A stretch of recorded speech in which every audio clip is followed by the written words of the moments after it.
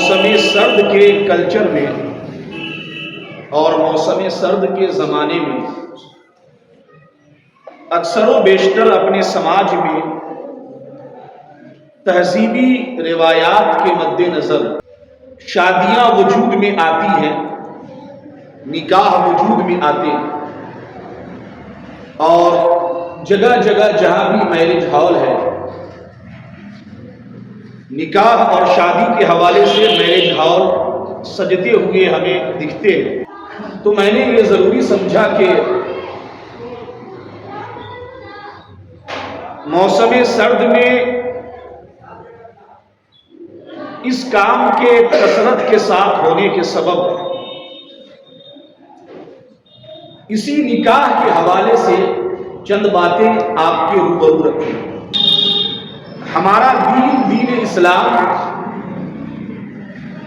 افراط و تفریط سے ایک پاک دین ہے، افراط و تفریط سے پاک ایک مذہب مہذب ہے، جس نے اپنے دامن اعتدال میں گرا قدر گوہر رکھے ہوئے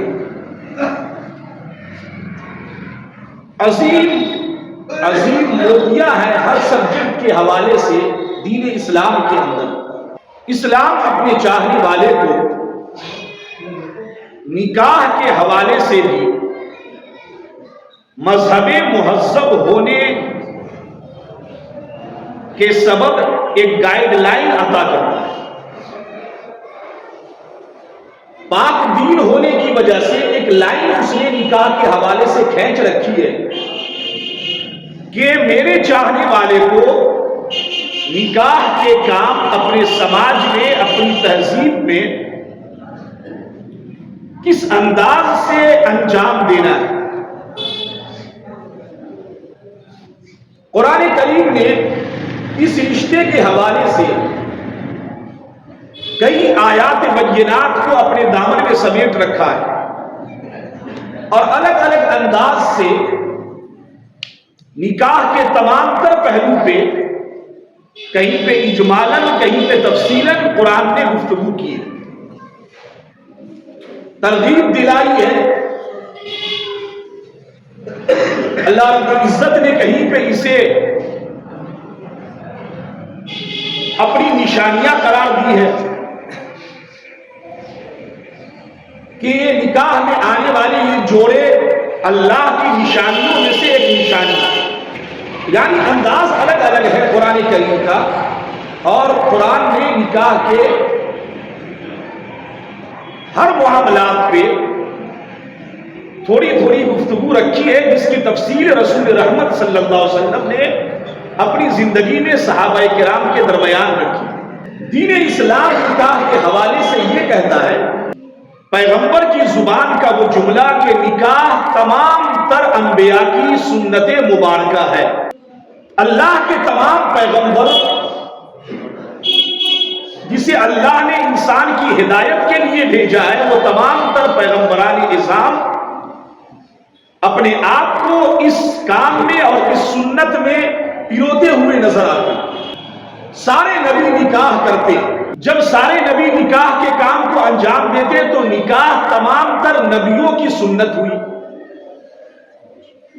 ہر نبی نے اپنی زندگی میں اس نکاح کے کام کو انجام دیا، اپنی قوم کو، اپنی امت کو ترغیب دلائی، یہاں تک کہ آخری نبی رسول رحمت احمد مجتبی محمد مصطفیٰ صلی اللہ علیہ وآلہ وسلم نے بھی ایک سے زائد نکاح فرمائے اور امت کو ترغیب دی۔ نکاح کے حوالے سے پیغمبر نے کون کون سی بات امت کے لیے رکھی ہے، امت کے سامنے رکھی ہے، وہ قوم مسلم کو اچھی طرح نکاح کے موقع پہ ازبر ہونی چاہیے۔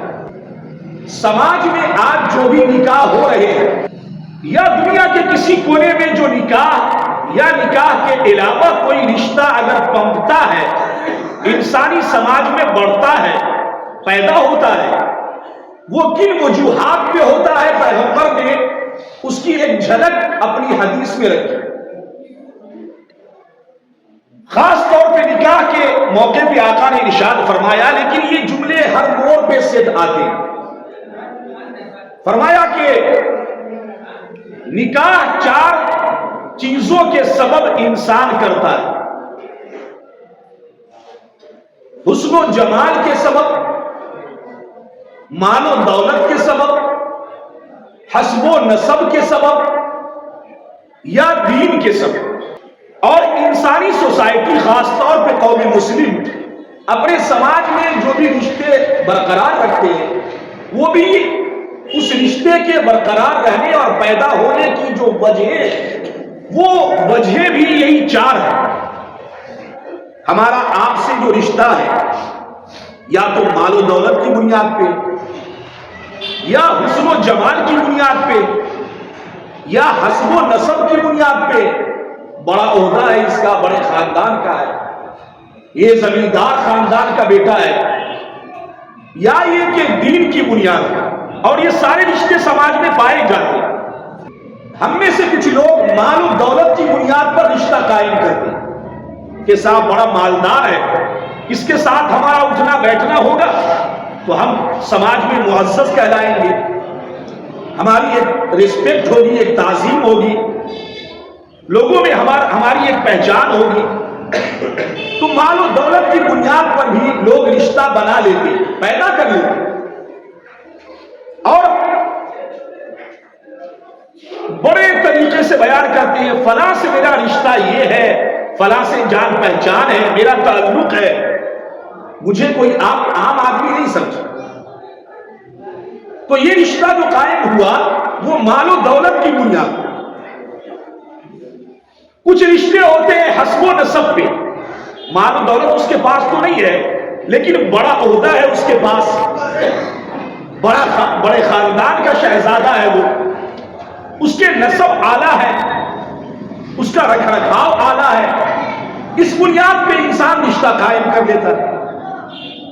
یا تیسری وجہ یہ ہے کہ بڑا حسین و جمیل ہے، ہمارا اٹھنا بیٹھنا ان لوگوں میں ہے جو دیکھنے کے قابل ہے، ان کے چہرے، ان کی ہائٹ، ان کی قد و قامت، وہ دیکھنے کے قابل ہے، اپنے وقت کا رستم ہے، اس کی طاقت ہے، اس کی پرسنالٹی ہے، اس کی جسم و جسامت کا ایک اپنا روپ ہے۔ اس بنیاد پر بھی رشتے قائم ہوتے ہیں اور سماج میں دیکھنے کو ملتے ہیں۔ اور چوتھی وجہ ہے کہ دین کی بنیاد پہ رشتہ قائم ہے، جیسے آپ میں سے ہر ایک کا رشتہ جو ہم سے ہے وہ نہ مال و دولت کی بنیاد پر ہے، نہ حسب و نسب کی بنیاد پر ہے، نہ حسن و جمال کے سبب ہے، بلکہ مجھ سے جو رشتہ آپ کا ہے وہ صرف اور صرف دین کی بنیاد پر۔ یہ ہماری مسجد کے امام صاحب ہیں، عالم دین ہے، یہ قوم کے دینی رہنما ہے، دینی لیڈر ہے، اسی بنیاد پر تو رشتہ ہے نا، اور آپ ہم سے اسی لیے جڑے۔ نہ کوئی میرے پاس مال کی ریل پیل ہے، نہ کوئی بڑا حسن و جمال ہے، نہ میرا کوئی بڑا خاندان ہے جس کی وجہ سے میں جانا جاؤں۔ آپ سے رشتہ میرا صرف اور صرف دین کی بنیاد ہے کہ ہماری مسجد کے امام ہے، اس لیے ہمارا ان کے ساتھ اٹھنا بیٹھنا ہے، رکھ رکھاؤ ہے۔ تو یہ سماج میں جو بھی رشتے پائے جاتے ہیں وہ 4 چیز پہ، اور انسان اتنا بڑا ذہنی اعتبار سے مفلوج ہے کہ دین کو چھوڑ کر جو 3 اور وجہ ہے ان وجوہات پہ رشتہ قائم رکھتا ہے، پیدا بھی کرتا ہے، برقرار بھی رکھتا ہے، اور اسے شان سے سماج میں بیان بھی کرتا ہے۔ ایک وجہ کو چھوڑ دیتا ہے، اس کو یہ وجہ جو دین کی وجہ ہے، دینداری کی وجہ ہے، یہ وجہ اسے حد کی نظر آتی ہے۔ کوئی نہیں کہتا کہ میرا رشتہ امام صاحب سے ایسا ہے،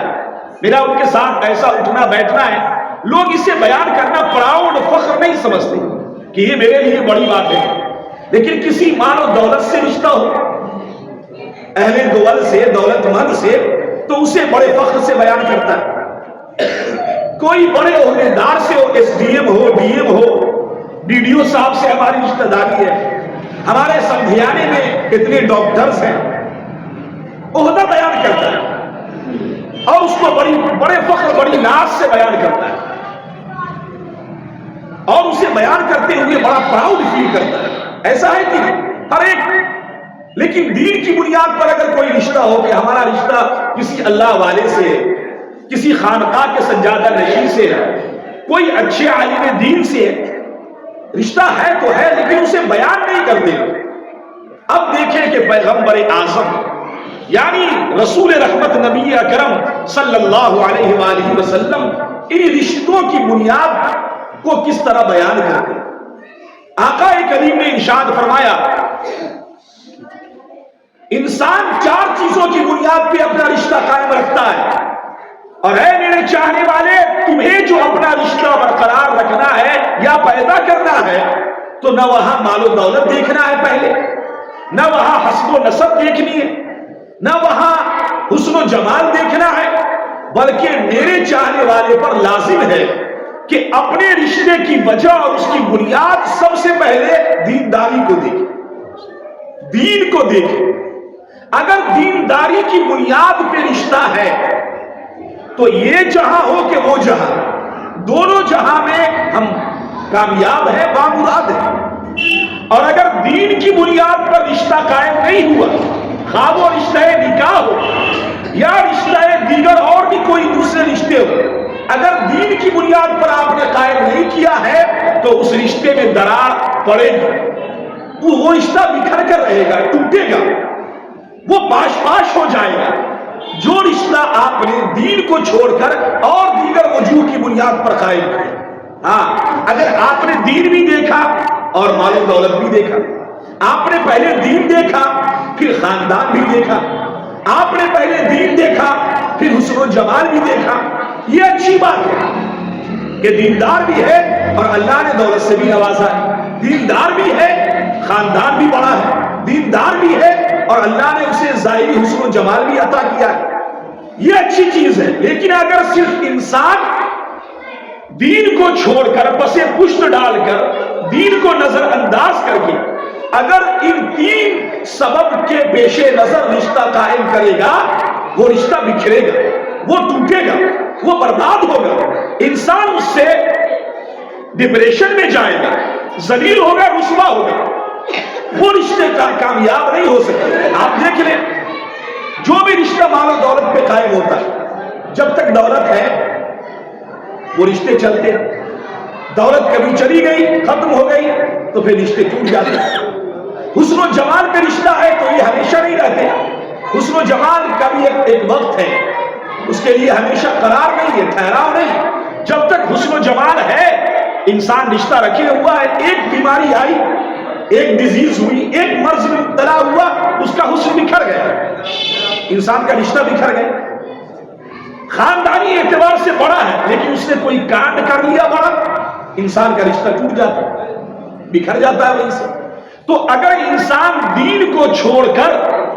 تمام تر رشتوں میں اگر ان 3 وجوہات کو پیش نظر رکھے گا، وہ رشتہ تباہ ہے، اس دنیا میں بھی اور آخرت کے لیے بھی وہ وبال جان ہے.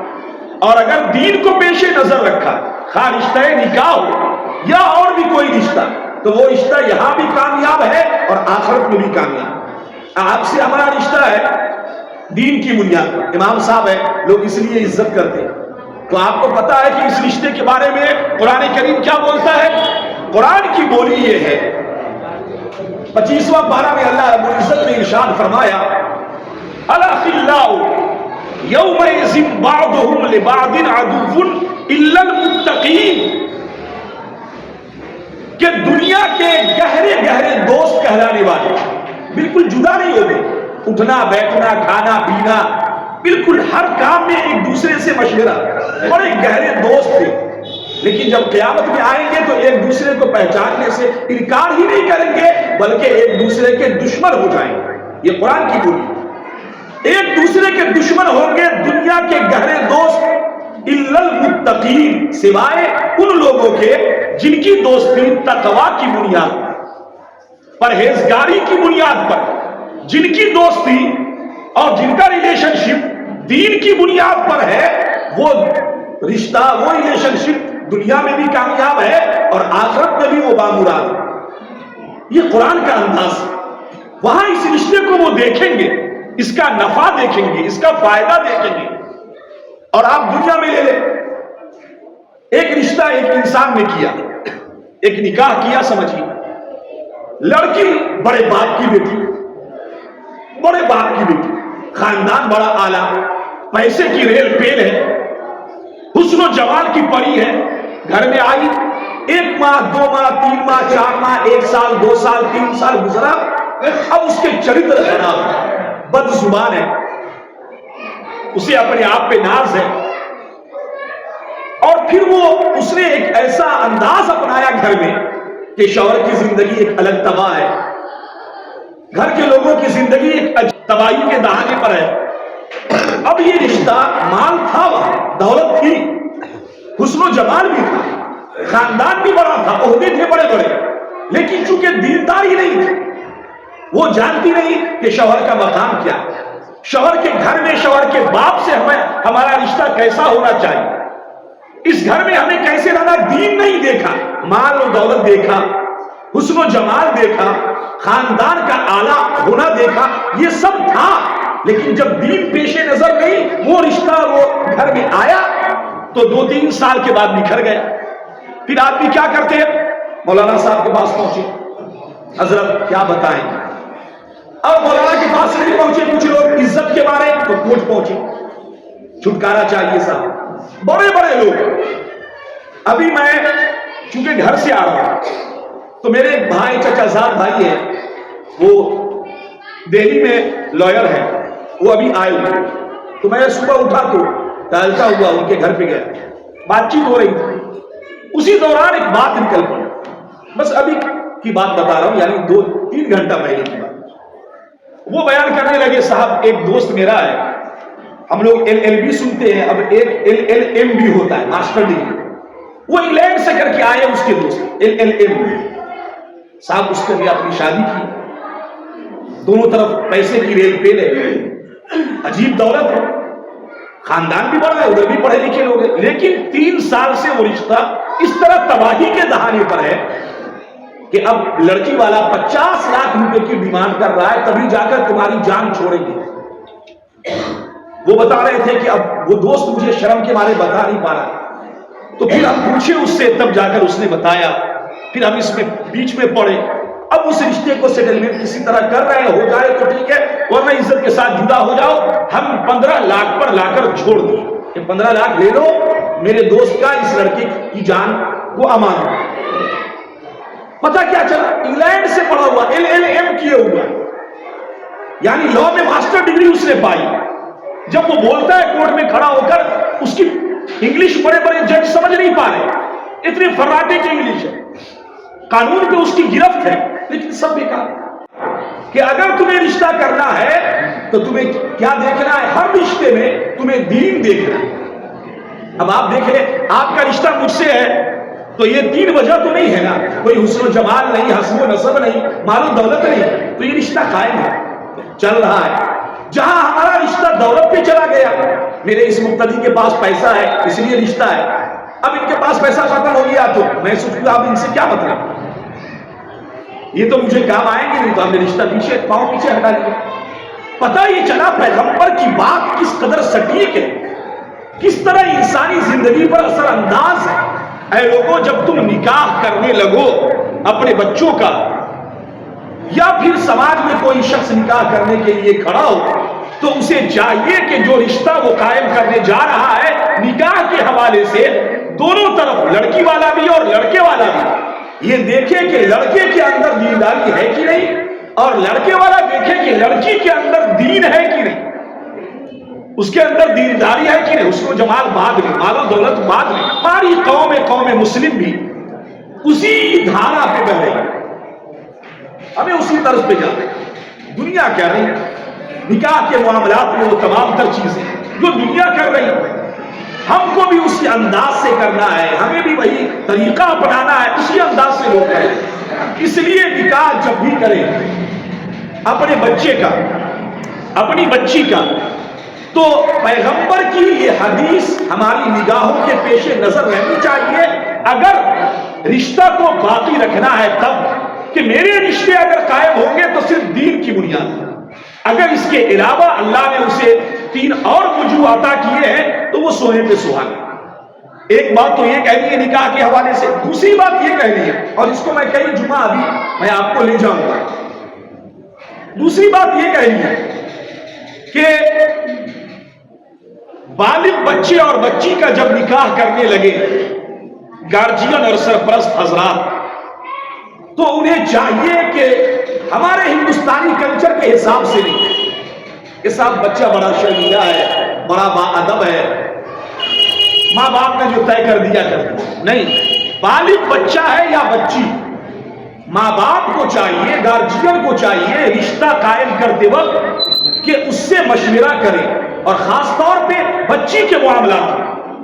پیغمبر نے باضابطہ حکم دیا کہ نکاح کے معاملات میں تم اپنی بچی سے مشورہ اور اجازت لیا کرو، اس کی اجازت کے بغیر صرف اپنی مرضی اور اپنی خواہش کے مطابق نکاح نہیں کرنا، اس سے پوچھنا لازم اور ضروری ہے۔ اگر وہ بچی کنواری ہے، اگر وہ خاموش رہ گئی تو اس کی خاموشی اجازت ہے، اور اگر وہ شادی شدہ رہی، یعنی ایک بار اس کا نکاح ہو چکا ہے، پھر کسی سبب سے طلاق پڑ گیا، جدائی ہو گئی، اب پھر اس کا دوسرا نکاح ہونے والا ہے، تو اسے بولنا ہے، یہاں پر وہ اجازت دے گی، لاؤڈلی آواز میں بولے گی اپنے ذمہ دار کو، ہمیں یہ نکاح پسند ہے، یہ رشتہ پسند ہے، آپ آگے بات کریں۔ لیکن ہمارے یہاں لوگ کیا کرتے، اور یہ بتا دیں اس معاملے میں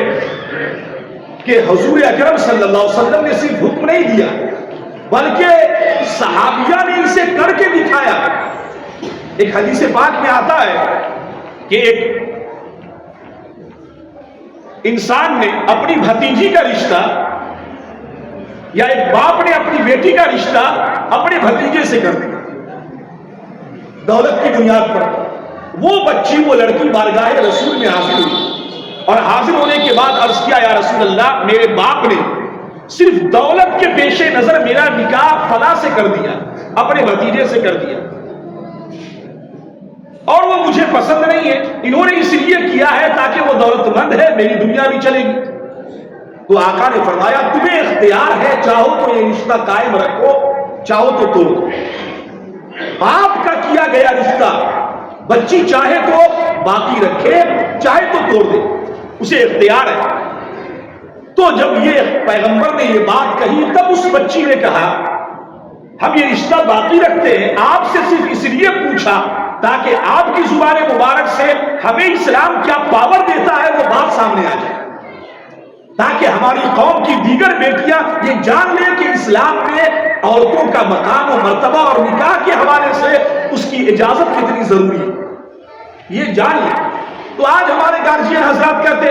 ارے صاحب بچی سے کیا پوچھنا، بلکہ ایک جگہ میں نے کہا تو گھر والے اتنے زیادہ یہ ہو گئے، ارے امام صاحب میری بچی ایسی نہیں ہے، ہم جہاں کر دیں گے، یعنی اسلام کے خلاف باتیں کر رہے ہیں، ہماری بچی ایسی نہیں، ہم جہاں کریں گے وہ کر لیں۔ اچھی بات ہے، اسی پہ وہ راضی ہو جائے، لیکن اس سے پوچھنا تو ہے نا، آخر نکاح کے وقت تو اس سے اجازت نہیں جاتی ہے، جایا جاتا ہے، تو پھر پہلے بھی پوچھنا ہے، اس سے مشورہ کرنا ہے، بیٹا تمہارا نکاح کرنے جا رہے ہیں۔ بلکہ 4 حدیث پاک کو حضرت مغیرہ ابن شعبہ سے، حضرت محمد ابن سلمہ سے، حضرت جابر ابن عبداللہ سے، انس ابن مالک سے، مشکات اور مسلم کے اندر حدیث پاک ملتی ہے کہ رسول اکرم صلی اللہ علیہ وسلم کے سامنے آئے اور فرمایا، اے اللہ کے رسول، فلاں جگہ سے مجھے نکاح کا پیغام آیا، یا فلاں جگہ میں نے نکاح کا پیغام دیا ہے۔ تو آقا نے فرمایا، اس لڑکی کو تمہیں دیکھنا ضروری ہے، تم دیکھ لو، جا کر تم اسے نگاہوں سے دیکھ لو، تاکہ آگے کوئی درار پیدا نہ ہو، رشتے میں کوئی تلخی پیدا نہ ہو۔ پیغمبر نے اجازت دی۔ ہمارے یہاں کیا کرتے ہیں، جب جاتے ہیں رشتے کے لیے تو باپ دیکھتے، بھائی دیکھتا ہے، بچی کو گئے دیکھنے، بھائی دیکھ رہا، دیور جا کے دیکھ رہا، سسر گئے دیکھ کے آئے، چچیا سسر گئے، ممیاں سسر گئے، ممیاں بھائی گیا، وہ لڑکی کو دیکھ کے آ رہا، اس کو دیکھنا نہیں، اس کے لیے دیکھنا جائز ہی نہیں، اور وہ سب دیکھ کے لڑکی کو آ رہا ہے، اور جس کو دیکھنا ہے یعنی لڑکا کو جس کا نکاح ہونا ہے، اس کو سب گھر میں بند کر کے رکھے، تم کو نہیں دیکھنا، یہ جائز ہے۔ اب لڑکا دیکھنے آئے گا تو ادھر سے پھپھیری بہن آ رہی، چچیری بہن آ رہی، وہ آ رہی، اب دیکھنا کس کو تھا؟ اس لڑکی کو، اس کو نہیں دکھائے گا۔ یہ ہمارا سماج ہے، یہ ہماری سوچ ہے۔ اسلام کی گائیڈ لائن بالکل واضح ہے، جس کو نکاح کرنا ہے، جس سے کرنا ہے، دونوں ایک نظر ایک بار دیکھ لے۔ اب یہاں تو ہو گیا تو معاملہ تو بہت کچھ بھی پپڑے لگتے ہیں سماج کے اندر، تو نکاح کے حوالے سے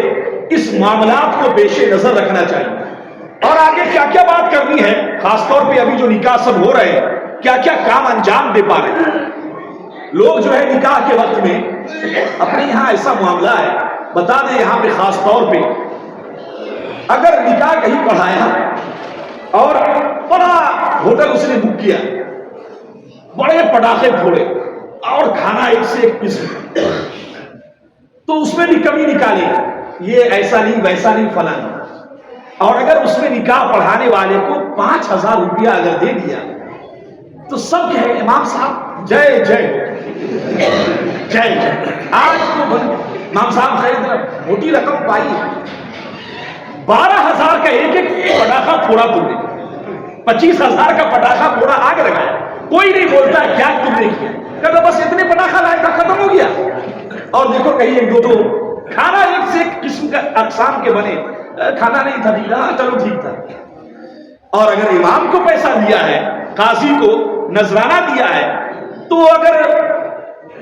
مانے کہ تھوڑا سا ایسا سماج سے بڑھ کے دے دیا، اسلامی طریقے پہ نہیں، سماجی طریقے پہ، تو پھر لوگ اس طرح بولتے ہیں کیا کہنا ہے امام صاحب، ایک دم موٹی رقم ملی۔ آپ کو بتائیں اسلامی طریقے پہ اگر آپ قاضی کو نذرانہ دینا پڑے گا تو آپ کو، اگر اسلام نے یہاں پہ 2 شق بیان کی، اگر کنواری بچی کا نکاح ہو رہا ہے تو اس کا نذرانہ قاضی کا الگ ہے، اگر شادی شدہ بچی پہلے سے تھی اس کا نکاح ہو رہا ہے، اس سے نکاح کوئی کر رہا ہے تو اس کا نذرانہ الگ ہے۔ اب دونوں کا ریشیو بتا دیتا کہ اگر اس دور میں چاہے کنواری بچی کا نکاح ہو رہا ہو، اس سے کوئی نکاح کر رہا ہو، یا شادی شدہ سے، ایک ریشیو جان لو اچھی طرح۔ شریعت یہ کہتی ہے جو رقم تمہیں دینا ہے وہ اس وقت تقریباً 34,000 روپے، 34,000 روپے قاضی کو دینا پڑے، 34,000۔ یہاں تو پیٹ پھٹ جائے گا سب، لڑکے والا کا باپ کو تو ہارٹ اٹیک آ جائے گا اگر مان دے کہ شریعت کی روشنی میں، اسلام کی روشنی میں میرا نذرانہ 34,000 ہے، تو ہارٹ اٹیک آ جائے گا اس کو، کہے گا ارے مولوی کا بھاؤ بڑھ گیا، ہم اپنا مولوی لائیں گے۔ عجیب، بولے گی نہیں بولتے، پٹاخہ پھوڑے گا کچھ نہیں بولے گا، ہوٹل بک ہوگا 5 لاکھ کا کچھ نہیں بولے گا، کھانا ایک سے قسم کا کچھ نہیں بولے گا، کھانا برباد ہو گیا، ضائع ہو گیا، کچھ نہیں بولے گا۔ لیکن اگر قاضی نے اسلامی طرز پہ اگر مان دیا تو پھر کہے گا صاحب ہم اپنے مولانا سے پڑھا لیں گے، تھوڑی آ رہی ہے مولانا سے کا بھاؤ بٹا بنا تھا۔ اچھا لڑکی والا بھی لکھے گئے، کیا امام صاحب کیا کیا معاملہ ہے، ارے رشتہ داری ہو رہی ہے، آپ تو عجیب ہے، امامے کو الٹا پلٹا بولے۔ 34,000 روپے بنتے ہیں، یاد رکھو، کان میں ٹھوس لو، نکاح پڑھانے کا نذرانہ اس وقت کی رقم کے حساب سے کون دیتا؟ کوئی دے گا؟ ہے اتنا دل جگر کسی کے پاس؟ ہے کسی باپ نے ایسا گردہ پالا ہے کہ امام کو 34,000 روپیہ نذرانہ دے؟ نہیں دے سکتا۔ 5,000 دے دیا، 6,000 دے دیا، 2,500، گدگد ہے امام صاحب۔ جیسے میں تراویح پڑھانے گیا تو تراویح پڑھانے میں ہم کو بولے وہاں کے آدمی لائے، کھانا لگایا تو کھانے میں بھنڈی کی سبزی تھی، بیگن تھی، یہ بہت ساری چیزیں اس کی سبزیاں تھی، تو کہنے لگا 3-4 طرح کی سبزیاں، تو وہ کھلانے والا بولا حبیب صاحب جے جے ہے آج تک جے جے ہے، کیا ہے بھائی اتنی طرح کی سبزیاں، اس سبزی میں جے جے کر رہا ہے۔ تو یہ آپ کو بتانا کہ سوچ کیا ہے، اسلامی سوچ کچھ ہے، ہماری سماجی سوچ کچھ ہے۔ اس اعتبار سے میں یہ نہیں کہتا ہوں کہ آپ مجھے دیں، لیکن آپ کو بتا رہے اسلام کی گائیڈ لائن کیا ہے۔ ہمیں اپنے رشتے ناطے نکاح کے موقع پر یا دیگر مواقع پر بھی رشتے دین کی بنیاد پر قائم رکھنے چاہیے۔ اگر دین کی بنیاد پہ آپ نے رشتہ کیا، دین کی بنیاد پہ رشتہ نکاح ہوا یا کوئی بھی دوسرا رشتہ ہوا، وہ رشتہ اس دنیا میں بھی فائدہ بخش ہے، نفع بخش ہے، وہ آپ کو پھل دے گا، آخرت میں بھی پھل دے گا۔ اور اگر دین کو چھوڑ کر اور کسی وجہ سے آپ نے رشتہ قائم کر رکھا ہے، وہ رشتے ناطے یہاں بھی تباہ ہوں گے، آخرت میں بھی اس رشتے کا کوئی ثمرہ اور نتیجہ نہیں، وہ بے ثمر ہے، بے پھل ہے، اس کا کوئی نتیجہ انجام نہیں ہے۔ مومن کو چاہیے اپنے رشتے چاہے وہ کسی بھی طرح کے ہو، کسی سے بھی ہو، وہ صرف دین کی بنیاد پر قائم ہونے چاہیے۔ اللہ تعالی ہمیں تمام تر وہ رشتے جو دین کی بنیاد پر ہے، اللہ ہمیں اس رشتے کی قدر کی توفیق عطا فرمائے۔ اور رشتہ نکاح جب کرنے بیٹھے نکاح کے حوالے سے تو پیغمبر کی بات کو سامنے رکھنا، تبھی جا کر کامیابی ہے۔ اگر اپنا من سامنے رکھیں گے تو وہی ہوگا 2-4 سال کے بعد مولانا صاحب میری بہو ایسا بولتی ہے، کچھ کر دیجئے، پور زبان ہے، سماج کے چاند لوگ بیٹھیں گے، یہاں بھی نہیں سنبھلا، کورٹ پہنچیں گے، دارالقضا جائیں گے، پھر وہ رشتے بکھر جائیں گے۔ اور اگر نہیں عزت دار ہے تو ہر کی زندگی بالکل تباہ زندگی۔ ہم تو گھر میں دیکھتے ہیں، ایسا تھوڑے کہ اندھے بہرے گونگے ہیں، گھر میں دیکھا ہے لوگ بس جی رہے ہیں، رشتے کاٹ رہے ہیں، کیا کرے، کمپرمائز کرنا پڑتا ہے، جھکنا پڑتا ہے۔ اب بیوی ہے بول دی، وہ جھیل رہا ہے، اب دن رات بیوی لان تان کر رہی، گالی گلوچ کر رہی، وہ جھیل رہا ہے۔ کیوں؟ کیونکہ تم نے جب رشتہ کیا تو جو بات رسول اللہ نے کہی تھی، آقا کائنات نے کہی تھی، وہ آپ نے ہی رکھا، تو تو اب تو دیکھنا پڑے گا، تو صبر کرو، اور اگر مال و دولت ہے، پیسے، تو کورٹ پہنچو، لڑو اس کے لیے۔ تو یہ ذلت کی زندگی ہے، کوہر کی زندگی ہے، تباہی و بربادی ہے۔ دین کی بنیاد پر رشتہ قائم کیجئے، وہ رشتے یہاں بھی کامیاب ہیں، وہاں بھی کامیاب۔ اللہ آپ کو سلامت رکھے، ایمان کی بہاروں کے ساتھ رکھے۔ وما علینا الا البلاغ۔